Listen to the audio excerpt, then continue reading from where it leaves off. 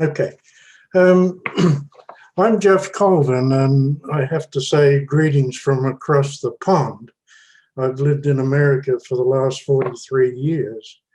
Prior to that, I was born and raised in Australia and spent 17 years in the Morris Brothers up to 77, and then came out here to do a PhD and couldn't afford the fare home after that, so I stayed on and worked as an adjunct professor, research associate, and so on at the University of Oregon, where I retired 10 years ago. My connection with this group, or this event, I should say, is through Michael Pera, who introduced me to Michael Bowden's book, The Unbreakable Rock, and obviously I've since read it. And today I've been prompted or asked to give a brief review of it as someone from a university, and done this before a few times.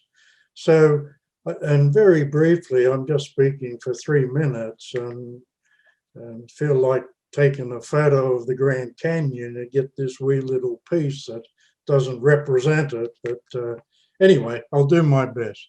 I break a review into 2 sections. One is to speak to the substance of the book, and then secondly, its impact. So 3 themes in the substance. Dr. Michael Bowden's book, Unbreakable Rock, is truly a masterful work.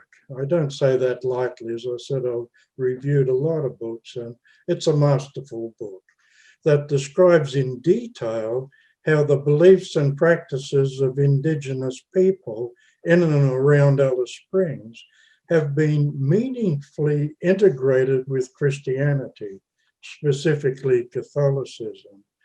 Second, Bowden, through his 30+ years of immersion in the local Indigenous culture and language, coupled with this struck me as amazing, his in-depth understanding of Christian scripture and theology, that enabled him to provide a unique and compelling fusion of those 2 belief systems. And the third piece, which struck me very strongly, he strongly emphasized the reciprocal benefits of this integration and enculturation to provide a refreshing and innovative approach to mission work, and also for anyone working respectfully and effectively with Indigenous populations. This book, in terms of impact, I can see it providing a rich resource in a number of areas, 3 specifically. I'd see it being used for coursework at universities and high schools for Indigenous and ethnic studies. Second, as a roadmap, as a guide for those engaged in mission work with Indigenous people, not only in Australia, but has particular relevance out here with the Native Americans or American Indians. And as I say, throughout the world, it's a roadmap, a beautiful roadmap, and so refreshing.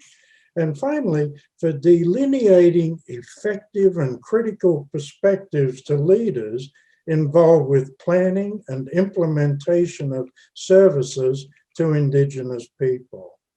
In closing, I've never had the opportunity to meet Michael, but I'm reminded in scripture of a line where Jesus teaches, "By their fruits you shall know them." So today we translate fruits to say legacy.